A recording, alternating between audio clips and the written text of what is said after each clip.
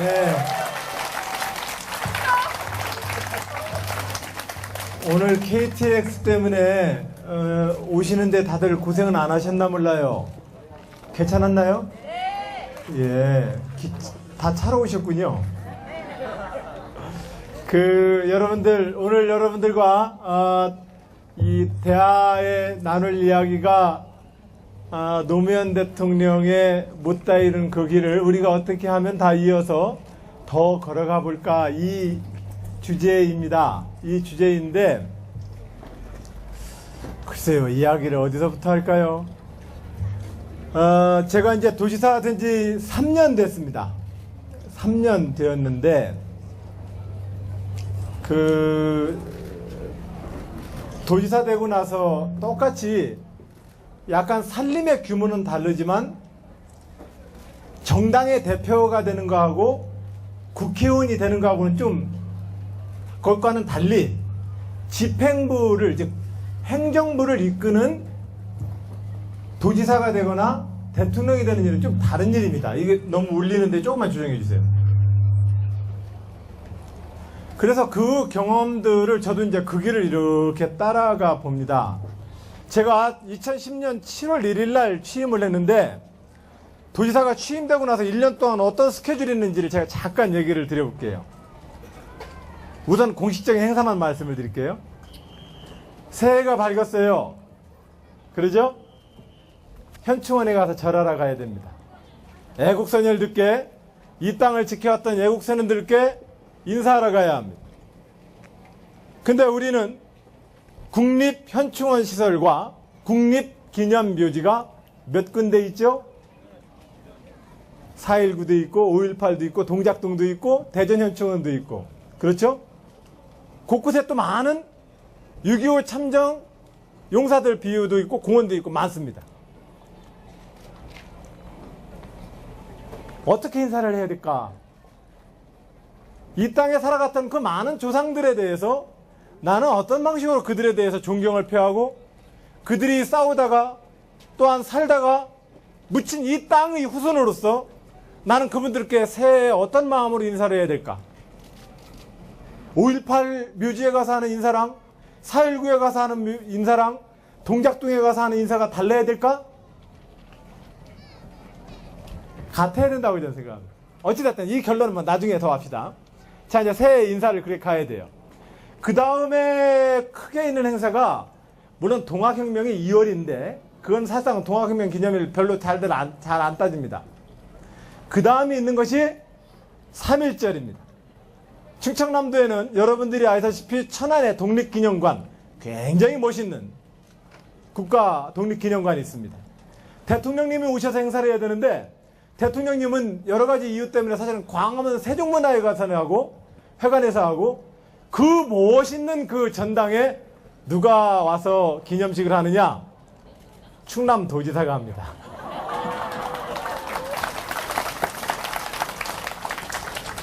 역시 그 무대가 크면 사람들도 이렇게 이 보장도 커지는 거예요. 그 웅장한 그 독립기념관 그 홀에서 이렇게 서서 3.1절 인사를 합니다. 전날 대체적으로 저는 연설문을 한번 써서 어떤 내용의 연설을 할까에 대해서 참모들과 논의를 합니다만, 대체적으로 연설 원고를 안 가지고 올라갑니다. 왜 안 가지고 올라가게 되는지는 모르겠습니다만, 내가 써놓은 원고라 할지라도 앞에서 읽으면 이렇게 눈을 보면서 대화를 못 하잖아요. 우리가 사실상은 텍스트로 읽어서 기억하는 게 몇 개나 되겠습니까? 딱 봤을 때, 아, 저 사람이 날 보고 따뜻하게 웃었어, 저 사람 얘기하는 것이 참 정감 있네라는 이 느낌으로 먹는 거예요. 음식은 입으로 들어가지만 레시피는 온몸으로 먹는 겁니다. 그죠? 우리의 이 대화라고 하는 것들도 제가 일방적으로 떠드는 것 같지만 여러분들의 눈빛이 저를 통해서 입으로 나오는 겁니다. 그렇기 때문에 사실은 저는 여러분들의 종입니다. 여러분들의 스피커입니다. 그런 점에서 연설문을 잘 안 써가지고 가게 되는데, 어찌됐든 3.1절 이제 가서 이제 연설을 합니다. 그 다음 달에는 뭐가 있죠? 4.19가 있어요. 4.19 해야. 그 다음 달에는 뭐가 있죠? 5.18 해야 합니다. 그 다음 달에는 뭐가 있죠? 현충일. 현충일도 다 끝나는 마지막 날에는 6.25. 그리고 7월. 8월에는 광복절. 그죠? 그리고 나서는 10월 달에 개천절과 옛날로 치면 유엔데이까지 있죠. 그죠? 유엔데이는 요즘 잘 안 하죠. 그런데 제가 도지사 되고 나서 이 많은 공식 행사를 가서 이렇게 많은 분들을 눈을 이렇게 보는데 이분들의 눈빛이 제 입을 통해서 나올 이야기를 다른 방식으로 저한테 요구를 하고 있다는 걸 느꼈어요.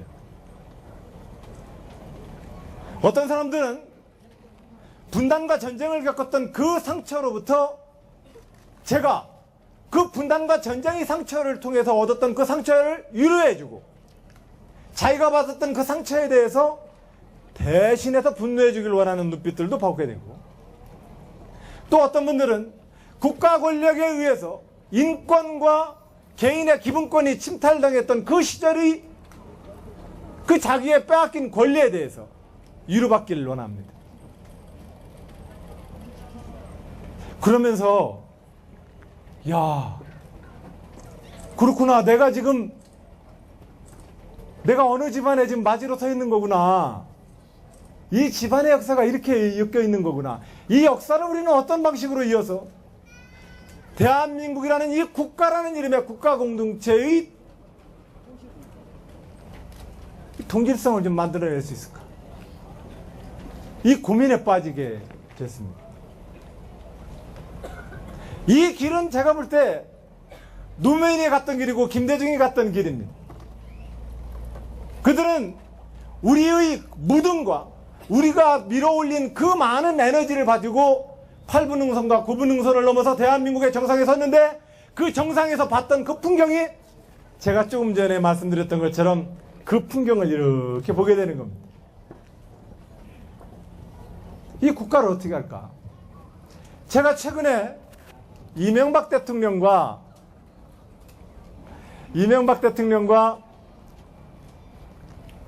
박근혜 대통령의 이 기간을 겪으면서 거듭 느끼게 됩니다. 제가 이쪽 민주진영에 있기 때문에 진보진영에 있기 때문에 제 시각이 조금은 보수주의자들이 볼 때는 자기들로부터 객관성이 없다고 그분들이 주장하는지는 모르겠지만 제가 볼 때는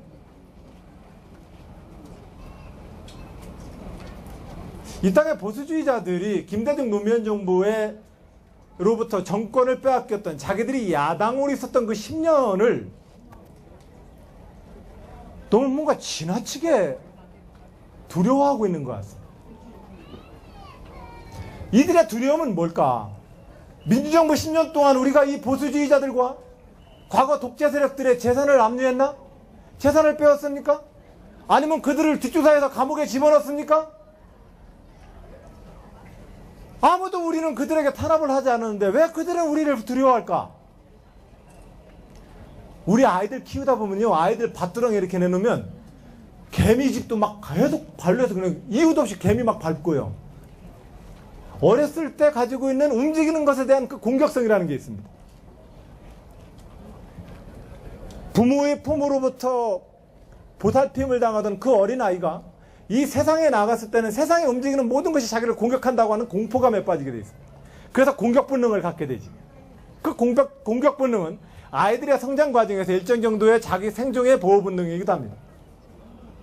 그 공격 본능을 좀 더 사회에 대한 조금 더 넓은 의미의 사랑과 연대의식으로 만들어 나가는 것이 우리가 말하는 시민화 과정이고 그것이 지성화 과정입니다.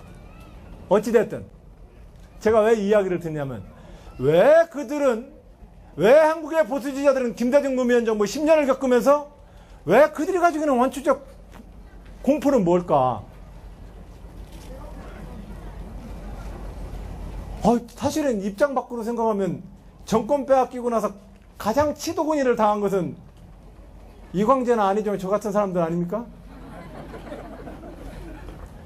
사실은 저는 더 억울하죠. 대통령 되고 나서도 또 검찰에 가고 권력 뺏기고 나서도 또 검찰에 조사를 받습니다. 저는 한국의 보수주의자들이 무엇에 대해서 공포를 갖는가에 대해서 이렇게 생각을 하게 됩니다.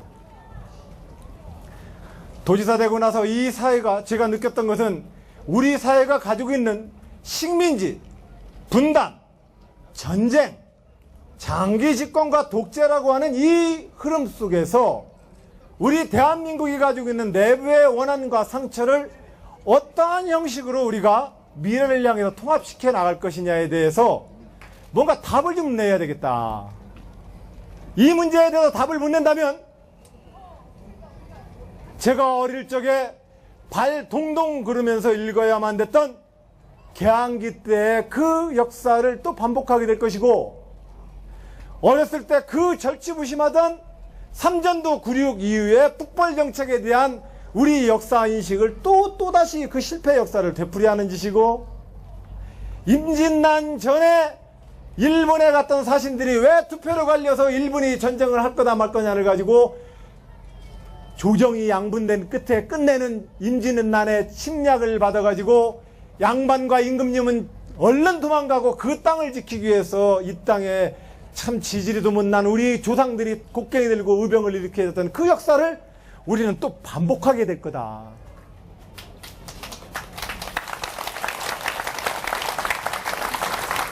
저는 진보로서 보수주의자를 이기는 것이 제 목표가 아닙니다.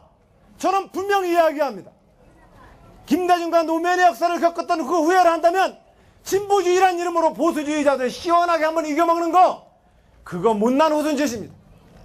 우리는 대한민국의 역사를 10년 동안 집권 세력으로 이끌어봤던 사람들입니다. 우리는 대한민국 역사를 이끌고 대한민국이 겪었던 그 변방의 슬픈 역사를 다시는 반복시키지 말겠다는 그 다짐이 김대중 노무현 후예들의 다짐이어야 한다고 저는 생각합니다.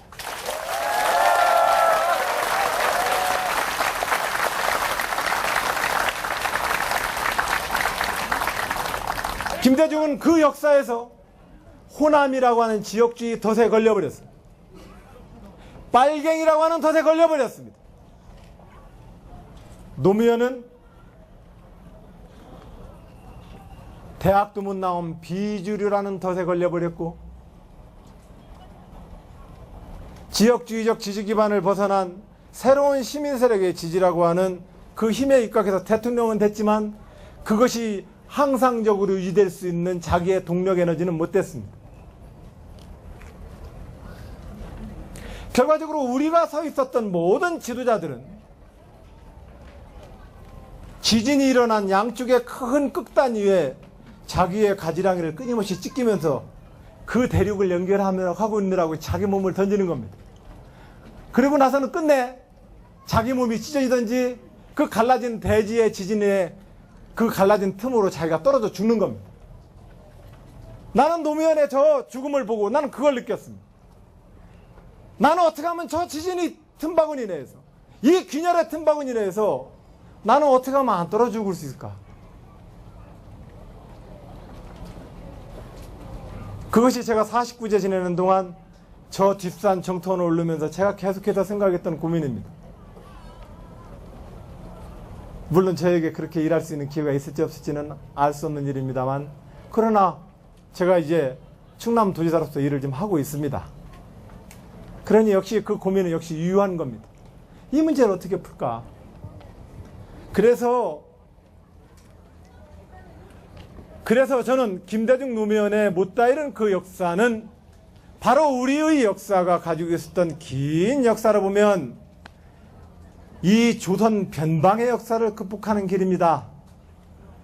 힘과 폭력이 난무했던 시대, 그 시대에 이 조선을 이끌었던, 고려를 이끌었던, 이 한반도의 작은 민족을 이끌었던 지도자들이 저 중국 대륙의 힘의 패권 투쟁에 입각해서 저 권력이 부침할 때마다 이 자그마한 민족을 이끌어야만 했던 그 지도자들이 결과적으로는 사대주의의 길을 걷어야만 했던 그 변방의 슬픈 역사를 나는 나의 역사로 그냥 받아들이려 합니다. 대학교 때만 하더라도 그 사대주의 역사가 싫었습니다.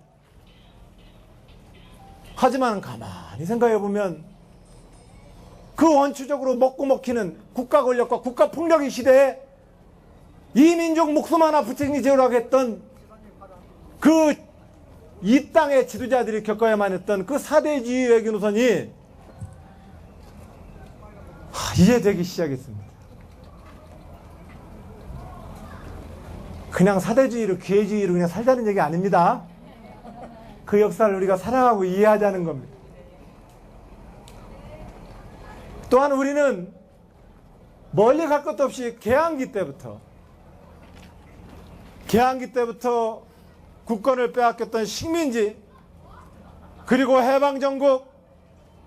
해방정국에서 남북한이 단독정부를 수립하고 각각이 자기의 정적을 향해서 싹쓸이를 하던 그 참혹한 그 탄압의 시기절에 우리는 이 대한민국에서 펼쳐졌던 그 백색 테러와 국가 권력의 테러에 대해서 우리는 많은 희생을 겪어야 했습니다.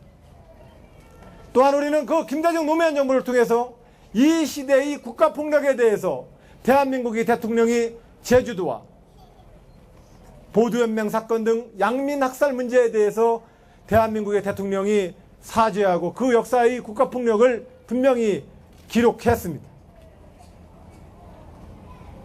그리하여 이제 박근혜 대통령의 참모들도 5.16을 군사정변 쿠데타라고 답변하는 시대까지 왔습니다. 많이 온 겁니다. 물론 많은 일부분의 사람들이 식민지의 역사에서 그 친일의 역사를 뭔가 항변하고 싶어 합니다. 어쩔 수 없었잖아. 누군가는 했어야 했잖아. 나만 한 건 아니었잖아. 사실은 나라를 빼앗긴 백성으로서 참 불쌍한 항변을 하고 있는 겁니다. 제가 볼 때는 참 딱해 보입니다. 그러나 나라를 빼앗겼을 때 그 나라의 독립을 위해서 싸웠던 역사가 정의이고 침략자에게 손을 잡았던 그 매국의 역사는 불이라는 사실 하나만큼은 대한민국에서 분명한 역사적 정의가 되어 있습니다. 역사는 그렇게 진보하고 있습니다. 정의 바다를 향해서 가고 있습니다.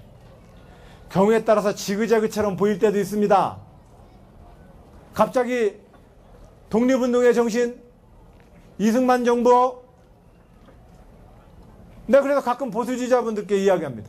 이승만 대통령을 왜 이렇게 갑자기 강조하세요? 나 이해할 수 없어요. 왜 이승만 정부를 그렇게 강조하시죠? 대한민국 헌법대로 그냥 하면 되는데 유구한 역사와 전통을 자랑하는 우리 대한민국은 3.1 독립운동으로 촉발된 상해 임시정부의 법통을 개송하고 4.19 민주개혁 정신을 발전시키며 이렇게 시작되어지는 대한민국 헌법이 우리 정신입니다. 그냥 이대로 하면 되는 건데 왜 이렇게 복잡해집니까, 얘기가?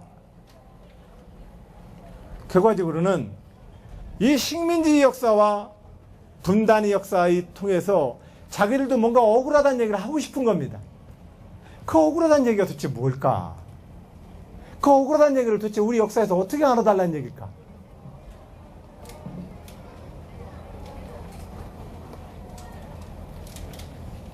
거의 좀 막바지죠. 결과적으로 청바지 파란물 빠지는 것처럼 시퍼런 장독이 엉덩이와 허벅지에서 빠져나가듯이 우리 역사에 식민지 분단 전쟁을 겪었던 그 커다란 상처와 상흔들이 빠져나가는데 지금 한 60년 걸리고 있는 겁니다. 조금 더 겪으면 바로 이제 빠져나갈 겁니다. 자, 우리는 어떠한 대한민국의 미래를 만들어 나가겠습니까?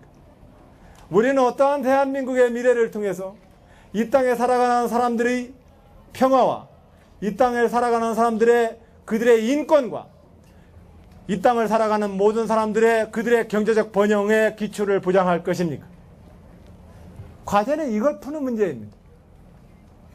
이 문제를 풀기 위해서 우리는 새로운 대한민국의 미래를 놓고 고민해야 합니다.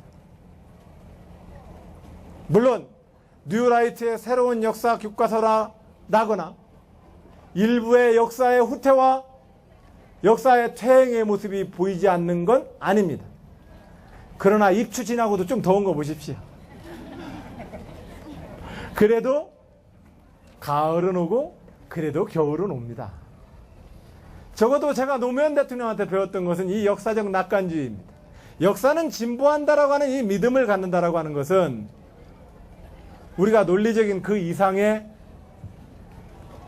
큰 역사에 대한 자기의 철학과 비전을 가질 것을 요구합니다. 그런 점에서 저는 김대중과 노무현을 사랑하는 모든 분들께, 또 대한민국에서 진보 진영을 지지한다라고 생각하는 시민 여러분들께 이렇게 요구합니다. 진보 세력 똘똘 뭉쳐서 보수주의자들 이기는 게 목표는 우리의 목표가 될 수 없습니다. 우리의 목표는 이 변방의 역사, 분단과 전쟁을 겪어야했던 이 대한민국의 역사를 미래로 어떻게 이끌어나갈 것이냐, 이 문제입니다. 그리고 보편적인 국민들이 가지고 있는 그 국민의 눈높이가 바로 우리의 역사의 방향과 시기를 결정해냅니다. 마치 저 태양의 하늘의 유도와 궤도가 계절을 결정하듯이 국민이 어떠한 눈높이로 보느냐에 따라서 그 시대가 진보의 시대로 가기도 하고 보수의 시대로 가기도 합니다. 그 국민을 상대로 우리가 어떻게 역사투쟁을 벌려나갈 것인지 김대중과 노무현을 이끌어가는 우리 모두들의 과제입니다. 저는 그런 점에서 이 자리에 계신 분들께 한 가지 보고 드립니다. 대한민국에서 분단 식민지 진보와 보수의 큰 틀에서 가장 보수적이라고 표현되어지는 충청남도에서 안희정이 도민들로부터 크게 사랑받고 있습니다. 보고 드립니다.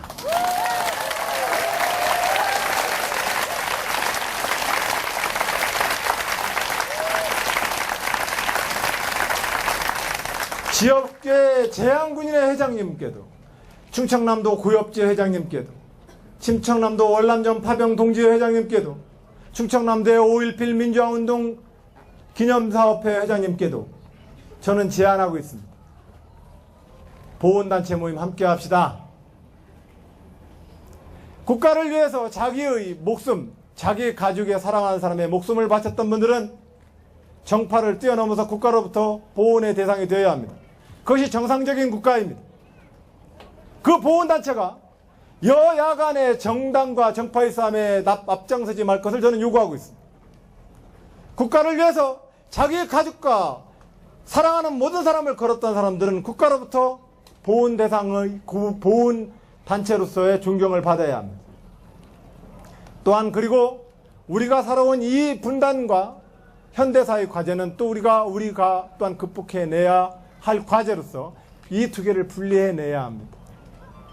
이 두 개를 잘 분리해낸다면 저는 대한민국이 가지고 있는 이 갈등을 상당 부분 좀 줄여낼 거라고 생각을 합니다. 이 갈등을 좀 줄여내야 합니다. 이 갈등을 줄여내고 그래서 현재와 미래의 대한민국의 과제를 놓고 대한민국 국민들이 토론하고 그 정상적인 논의와 토론을 통해서 합의된 결론에 따라서 대한민국이 한 걸음이라도 갈대로야만 100년 전 개항기 때의 그 우를 우리는 답습하지 않을 것이며 300년 전, 400년 전 그 국난의 위기를 우리는 반복하지 않을 것입니다. 나는 그래서 많은 분들께 이렇게 이야기합니다. 여러분들, 지금 우리는 마이카, 주말이면 오너드라이버에 주말 휴가를 보냅니다.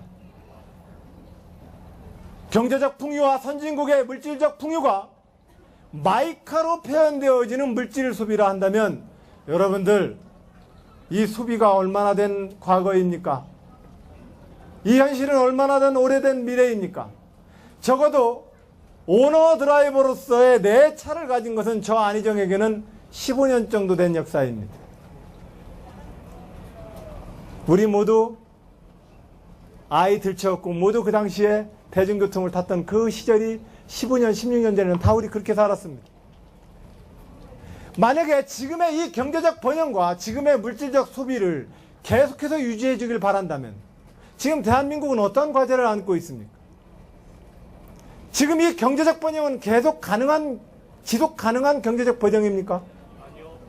GDP의 절대 다수를 50여 개 미만의 상품에 의존하고 있는 이 대한민국의 경제구조가 현실적으로 앞으로도 미래가 지속 가능합니까? 현재의 에너지 위기 시대, 대한민국이 가지고 있는 이 에너지 소비 패턴을 가지고 21세기 국가 경쟁력을 담보해낼 수 있습니까? 가장 비싼 원료, 전력 위주로 소비되어지는 이 에너지 소비 패턴을 우리는 어떤 방식으로 바꿔낼 수 있습니까? 이명박 대통령 시기에 기름값이 오르니까 많은 오너 드라이버들이 기름값 다운트 시켜달라고 했습니다. 이명박 대통령이 착한 주의에서 만든다고 그랬습니다. 그러나 제가 볼 때는 그렇게 하면 안 됩니다. 비싼 것은 비싼 가격에 맞추어서 소비되어야 합니다. 그러면 비싼 가격에 맞춰서 우리들은 소비 패턴을 바꾸게 돼 있습니다. 우리 모두가 이 계절의 변화에 아무리 저 비닐하우스를 치더라도 이 계절을 못 이기는 것처럼 우리가 말하는 이 시장적 질서의 큰 흐름을 우리는 뛰어넘지 못합니다. 이 시장적 질서의 가장 핵심적인 가치 중에 하나가 가격의 법칙입니다. 이것을 상수로 놓고 우리는 여기에 민주주의적인 통제와 규제 장치를 만들어내야 합니다. 이것을 가장 효과적으로 만드는 나라, 이 장치를 가장 효과적으로 국가 운영 원리로 채택하는 나라가 21세기 선진국 됩니다. 이것을 어떤 방식으로 만들 것이냐 이 문제입니다. 이 문제를 착한 주의에서 만들어서 거기다가 세금을 좀 깎아주는 것으로 그 소비를 유지하는 것이 저는 그게 정치가 해야 될 일이 아니라고 생각합니다. 근데 이 일은 매우 어려운 일입니다. 노무현 대통령이 종부세 이 문제를 가지고 결과적으로 참여정부 2006년과 7년도 종부세 하나를 가지고 정권이 굉장한 어려움에 빠지는 걸 봤습니다. 물론 거기에는 대통령의 그 열정도 어려움에 빠지게 만드는 한 원인이 됐습니다. 부동산 투기를 통해서 재미부는 사람 없게 만들겠습니다. TV 토론 때 그렇게 나와서 얘기하셨습니다. 제가 집에서 텔레비 보다가 아이고 대통령님 저 말 너무 박력 있다. 듣기는 썩 좋은데 뭔가 목구멍이 잘 안 넘어간다.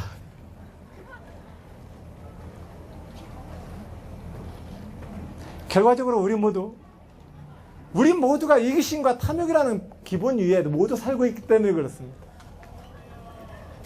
우리 모두 다 악인도 아닐 뿐만 아니라 우리는 모두 다 선한 남자도 아닙니다.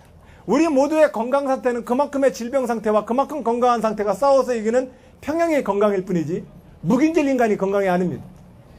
그러나 마찬가지로 우리가 사회 제도를 만들고 진보적 정책을 다룰 때에는 선한 인간을 전제로 해서 제도를 만들 수 있는 건 아닙니다. 우리 모두가 가능하면 각자의 이익을 지키는 방향으로 각자가 좀 더 많은 편리를 추구하는 방향으로 움직일 것이라는 것을 전제하고 사회를 제도를 짜야 하는 겁니다. 그래서 그 행동으로 계속 갔을 때에는 우리가 따르는 규칙을 안 따르고 자기의 그 이익을 가지고 계속 갔을 때에는 결과적으로는 더 불이익이라는 사실을 타협 지음으로써 제도와 각자의 이기심이라는 것이 평형을 맞춥니다. 이 제도를 잘 만드는 나라가 선진국입니다. 이것을 짜나가야 합니다. 또한 우리는 성장과 분배라는 복지정책의 이분법적 구도를 탈피해야 한다고 이야기합니다. 예, 탈피해야 합니다. 그럼 어떻게 해서 탈피하려합니까? 복지정책은 조선시대 흉년 들면은 백성 먹여 살리는 구휼미 보급수 정도로 복지정책을 이해하는 우리 풍토가 극복되어야 합니다. 복지정책은 우리가 세상을 살면서 각자 시장의 원리로 자기 돈 내고 사먹는 공급 방식과 정부가 세금을 통해서 공급하는 방식 중에 비율을 얼마나 맞출 것이냐의 문제입니다. 세금을 내가지고 공공구매를 통해서 교육도 학교에서 하자. 의료도 보건소에서 하자. 즉 공공방식으로 보급하는 비율을 우리가 살아가는 모든 소비재에서 얼마나 할당을 할까? 이게 복지제도입니다. 이것은 시혜적이냐 보편적이냐 선별적이냐 이런 논쟁이 아닙니다. 결과적으로는 민주주의와 정치의 공급 방식과 시장의 공급 방식의 비율을 가장 알맞은 칵테일 비율을 어떻게 만들 것이냐가 복지제도 논쟁의 핵심입니다. 그렇기 때문에 이 복지제도의 문제는 당연히 어떠한 방식의 공급을 통해서 우리 사회가 가장 효과적으로 돌아갈 거냐. 지금 부동산 문제 이런 식으로 시장 원리로 계속 내보내는 것이 맞냐? 땅값이 평당 150만 원에서 200만 원 넘어가면 그건 제조업의 사형길입니다. 그 땅값을 지불하고 상품 만들어가지고 그 땅에서 물건 만들어서 이윤 남길 수 있는 기업 없습니다. 땅값이 평당 20에서 30만 원 이상 넘어가면 그건 농업의 무덤입니다. 그 땅값 이기면서 농작물 만들어서 그 땅을 살 수 있는 농부는 아무도 없습니다. 결과적으로 이 땅을, 이 시장 원리를 이렇게 다 놔둘 거냐. 이것은 복지제도의 문제라거나 파퓰리즘의 문제라거나 사회주의냐 아니냐의 문제가 아닙니다. 우리가 어떤 방식의 사회 공급 시스템, 시장의 원리와 정부의 원리를 어떤 방식으로 가장 맛있게 칵테일할 것이냐를 놓고 우리는 좋은 국가 사회 제도를 만들기 위한 합의들을 얻어내야 합니다. 이 부분을 김대중 노무현 정부를 잇는 우리가 이제 짜나가야 합니다. 그리고 또 이것에 필요한 재원을 누가 낼 것이냐에 대해서도 우리는 이야기해야 합니다. 쉽게 말하면 부자 증세하면 된다 하지만 부자들만 돈 걷어가지고 되질 않습니다. 우리 모두가 어떤 방식의 국가 재정, 그 어떤 규모의 국가 재정을 노무현 대통령 때 비전 2030은 2030년 대한민국이 2005년, 2000년에 일본과 미국 수준 정도의 나라로 가보자. 그랬을 때 2000년도에 일본과 미국 수준의 나라가 되려면 언제? 2030년에. 그러려면 2006년부터 대한민국은 2030년까지 재정계획을 얼마나 필요하는지에 대해서 계획을 세웠던 것, 이게 노무현의 비전 2030입니다. 이제까지 경제개발 5개년 계획은 들어보셨겠지만 국가가 10년, 20년 뒤에 국가가 어떤 사회가 될 것이고 그러한 사회로 되기 위해서 국가는 어느 정도 규모의 재정을 필요로 한지에 대해서 재정계획을 세운 사람 아무도 없었습니다. 노무현 정부가 이 비전 2030을 발표했는데 돌아온 것은 세금 폭탄. 그 당시 비전 2030에 따르면 2030년까지 추가로 소요되어지는 재원이 약 1600조 원가량 됩니다. 그러면 세금을 더 어디서 거둬야 될 것이고 세금을 거두려면 우리가 깻잎을 따고 또 며칠 가서 또 깻잎을 따듯이 경제성장이 되어야만 깻잎을 또 다음날 또 가서 또 따지요. 국가재정이라는 것은 일정 정도의 경제성장률을 어떻게 유지할 것이냐에 대한 성장 전략도 함께 짜지 않으면 재정계획을 못 짭니다. 쉽게 말하면 크레이 사격처럼 움직이는 표적을 이미 전제하지 않으면 이게 사격이 안 되는 것처럼 국가도 일정 정도의 경제성장률을 몇 %로 유지할 것이냐와 이것에 따라서 어떠한 수익 구조를 가지고 국가재정을 확보할 것이냐에 대한 구체적 계획을 짜지 않으면 미래에 대한 국가계획을 못 짭니다. 그러나 오늘 대한민국 어떻습니까? 오늘의 대한민국은 5년짜리 나라입니다. 저는 그래서 모든 대통령께 또 앞으로 대한민국의 대통령이 되고자 하는 모든 분들께 제안합니다. 역사 바꿀 것처럼 너무 좀 소란 떨지 맙시다. 대통령 하나 바뀐다고 역사가 바뀌는 게 아닙니다. 우리가 실질적으로 바꿔야 될 것은 사실은 시민의 상식입니다. 지도자가 바꿔야 될 것은 시민의 상식입니다. 적어도 대기업과 대자본이 동네 빵집과 구멍가게까지 치고 들어가서는 안 된다는 기업의 윤리를 가지고 있는 사회, 이것은 그 돈으로도 살 수 없는 사회의 진보를 만들어냅니다.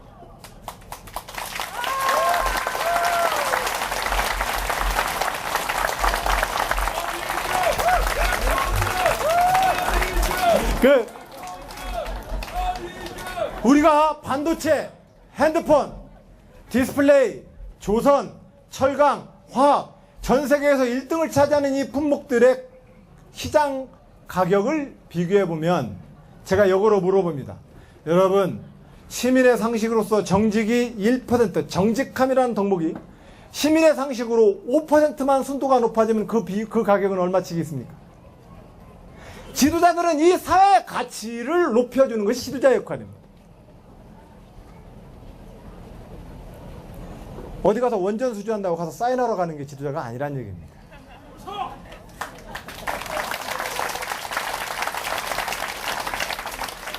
그런 점에서 자, 우리는 노무현과 김대중 정부가 겪었던 이 분단과 현대사의 질곡에 서서 그 역사를 이어봤던 사람으로서 이 질곡의 역사를 이어가야 합니다. 저 속으로 이런 폭폭함이 맨날 밀립니다. 어떻게 맨날 인생 사는 게 콩쥐는 맨날 콩쥐해야 되냐. 나도 이제 착한 사람 싫다. 한번 나도 폐악질 좀 해볼란다. 나도 내 승질대로 한번 좀 살아볼란다. 근데 여러분, 어떤 스님이 얘기하시대요. 너 콩쥐로 살면서 네 마음이 복받았잖아. 그럼 됐지 뭘 그려. 그래. 이 땅의 진보주의자 여러분, 오늘의 현실이 많이 야속할 겁니다. 많이 분노스러울 겁니다. 그러나 진보주의 진영의 동지 여러분, 우리가 이 역사 투쟁을 하려면 그렇게 가야 합니다. 예.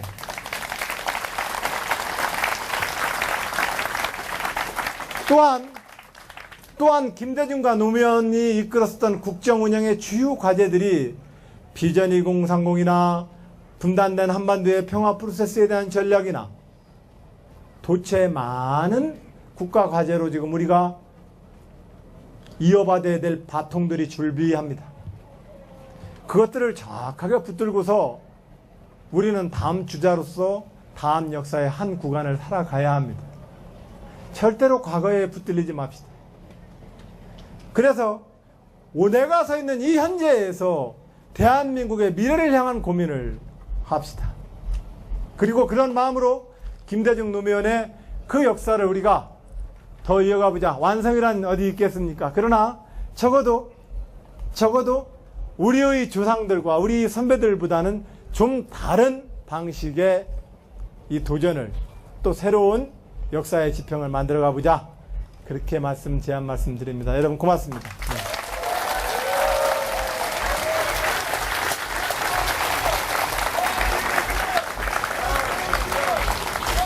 자, 그 진행에 따라서 한두 분 그 말씀을 좀 이렇게 좀 듣고 제가 이야기를 이렇게 하다가도 내가 너무 현대사를 너무 세게 통합이라고 얘기했나? 그러면 내가 통합이라고 얘기하는 딱 그 대목에서 이렇게 표정을 쭉 봐요. 보거든요. 아니 저거 이러면 이제 또 마음이 약해져요. 가세요. 그래 우리도 분풀이를 한번 해보긴 해야 될 텐데. 근데 그러다가 화합과 통합의 가치를 이렇게 얘기를 하다 보가 또 여러분들이 눈빛으로 또 동의되는 어떤 구조가 있으면 저는 그 길로 갑니다. 마치 우리가 따뜻한 눈빛으로 아이를 봤을 때 그 아이가 용기를 내서 그 길을 가는 것처럼 여러분들의 그 눈빛이 많은 지도자들과 정치인들에게는 유일한 나침판이라는 사실을 다시 한번 말씀 올립니다. 고맙습니다. 네. 그냥 말씀한 분 먼저 들어오고 있습니다. 예. 고개를 드시고요.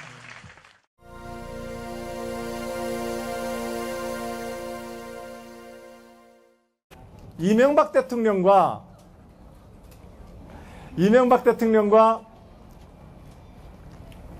박근혜 대통령의 이 기간을 겪으면서 거듭 느끼게 됩니다. 제가 이쪽 민주진영에 있기 때문에, 진보진영에 있기 때문에 제 시각이 조금은 보수주의자들이 볼 때는 자기들로부터 객관성이 없다고 그분들이 주장하는지는 모르겠지만 제가 볼 때는 이 땅의 보수주의자들이 김대중 노무현 정부로부터 정권을 빼앗겼던, 자기들이 야당으로 있었던 그 10년을 너무 뭔가 지나치게 두려워하고 있는 것 같습니다. 이들의 두려움은 뭘까?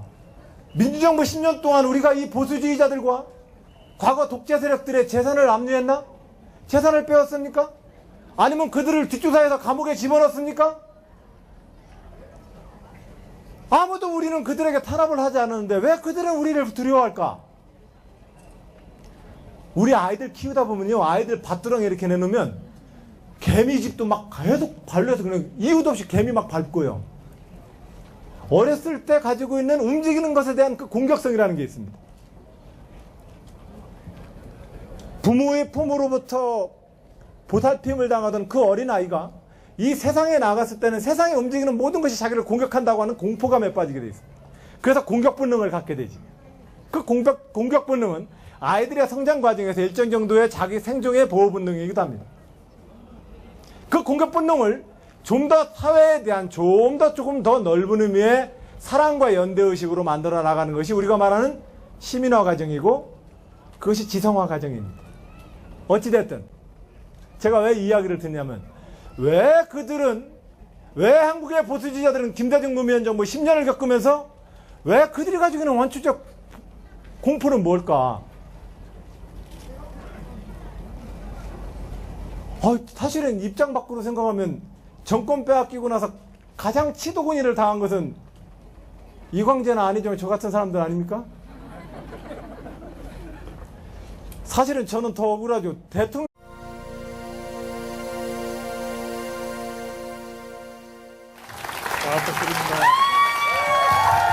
안녕들 하세요. 네. 오늘 KTX 때문에 오시는데 다들 고생은 안 하셨나 몰라요. 괜찮았나요? 네. 예, 다 차로 오셨군요.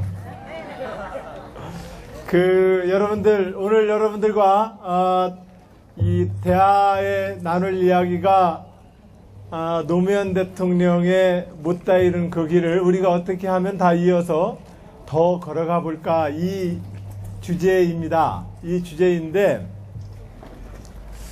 글쎄요, 이야기를 어디서부터 할까요? 제가 이제 도지사 된 지 3년 됐습니다. 3년 되었는데 도지사 되고 나서 똑같이 약간 살림의 규모는 다르지만 정당의 대표가 되는 거하고 국회의원이 되는 거하고는 좀 그것과는 달리 집행부를, 즉 행정부를 이끄는 도지사가 되거나 대통령이 되는 일은 좀 다른 일입니다. 이게 너무 울리는데 조금만 조정해 주세요. 그래서 그 경험들을 저도 이제 그 길을 이렇게 따라가 봅니다.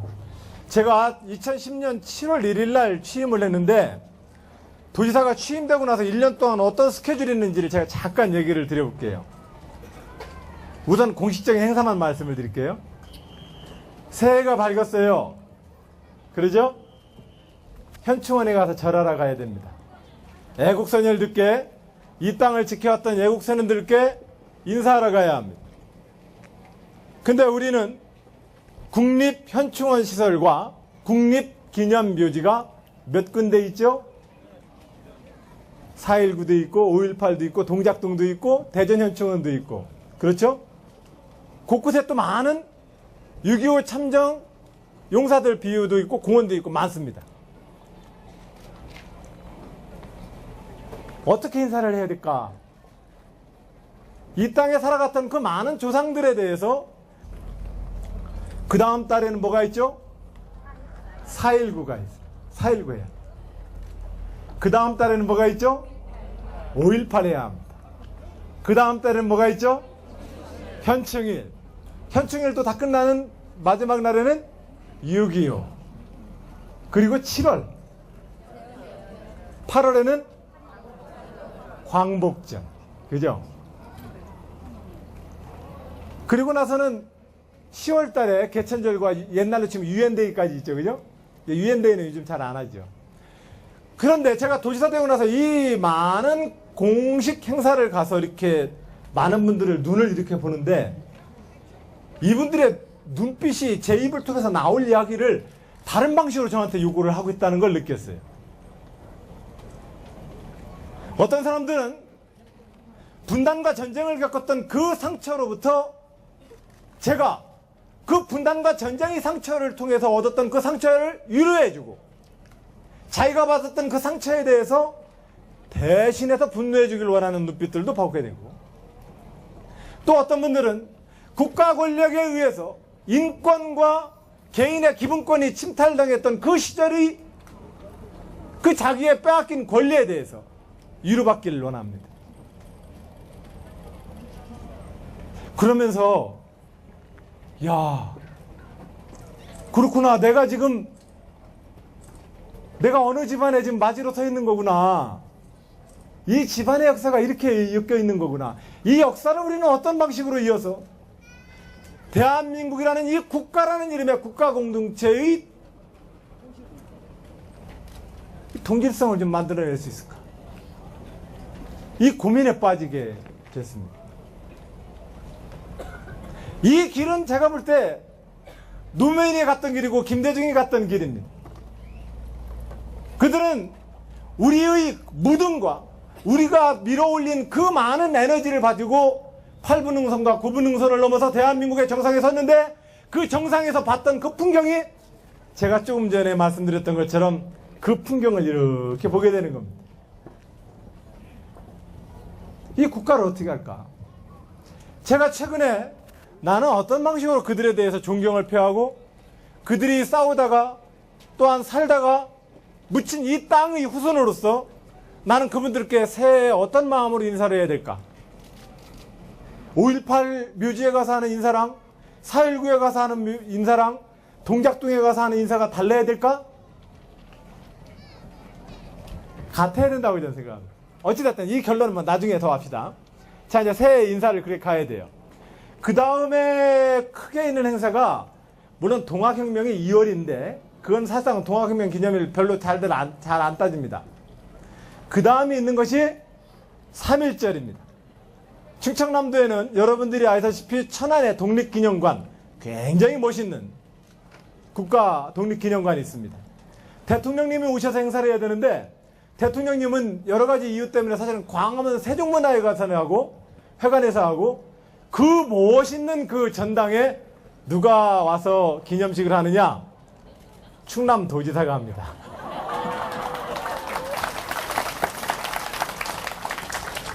역시 그 무대가 크면 사람들도 이렇게 이 보장도 커지는 거예요.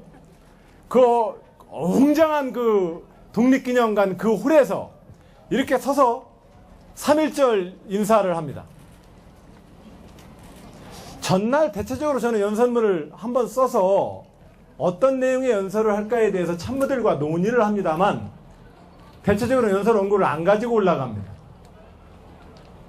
왜 안 가지고 올라가게 되는지는 모르겠습니다만 내가 써놓은 원고라 할지라도 앞에서 읽으면 이렇게 눈을 보면서 대화를 못 하잖아요. 우리가 사실상은 텍스트로 읽어서 기억하는 게 몇 개나 되겠습니까? 딱 봤을 때 아, 저 사람이 날 보고 따뜻하게 웃었어. 저 사람 얘기하는 것이 참 정감 있네라는 이 느낌으로 먹는 거예요. 음식은 입으로 들어가지만 레시피는 온몸으로 먹는 겁니다. 그죠? 우리의 이 대화라고 하는 것들도 제가 일방적으로 떠드는 것 같지만 여러분들의 눈빛이 저를 통해서 입으로 나오는 겁니다. 그렇기 때문에 사실은 저는 여러분들의 종입니다. 여러분들의 스피커입니다. 그런 점에서 연설문을 잘 안 써가지고 가게 되는데 어찌됐든 3.1절 이제 가서 이제 연설을 합니다. 되고 나서도 또 검찰에 가고 권력 뺏기고 나서도 또 검찰에 조사를 받습니다. 저는 한국의 보수지자들이 무엇에 대해서 공포를 갖는가에 대해서 이렇게 생각을 하게 됩니다. 도지사 되고 나서 이 사회가 제가 느꼈던 것은 우리 사회가 가지고 있는 식민지, 분단, 전쟁, 장기 집권과 독재라고 하는 이 흐름 속에서 우리 대한민국이 가지고 있는 내부의 원한과 상처를 어떠한 형식으로 우리가 미래를 향해서 통합시켜 나갈 것이냐에 대해서 뭔가 답을 좀 내야 되겠다. 이 문제에 대해서 답을 못 낸다면 제가 어릴 적에 발 동동 구르면서 읽어야만 됐던 개항기 때의 그 역사를 또 반복하게 될 것이고 어렸을 때 그 절치부심하던 삼전도 9.6 이후의 북벌정책에 대한 우리 역사인식을 또다시 그 실패 역사를 되풀이하는 짓이고 임진난 전에 일본에 갔던 사신들이 왜 투표를 갈려서 일본이 전쟁을 할 거다 말 거냐를 가지고 조정이 양분된 끝에 끝내는 임진왜란의 침략을 받아가지고 양반과 임금님은 얼른 도망가고 그 땅을 지키기 위해서 이 땅에 참 지지리도 못난 우리 조상들이 곡괭이 들고 의병을 일으켜야 했던 그 역사를 우리는 또 반복하게 될 거다.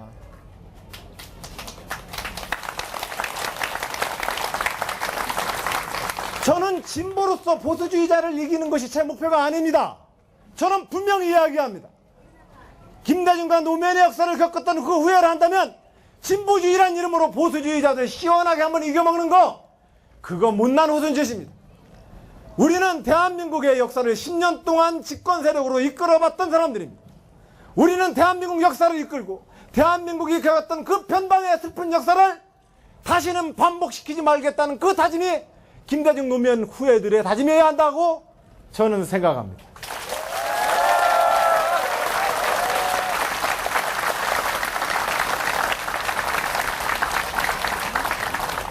김대중은 그 역사에서 호남이라고 하는 지역주의 덫에 걸려버렸어요.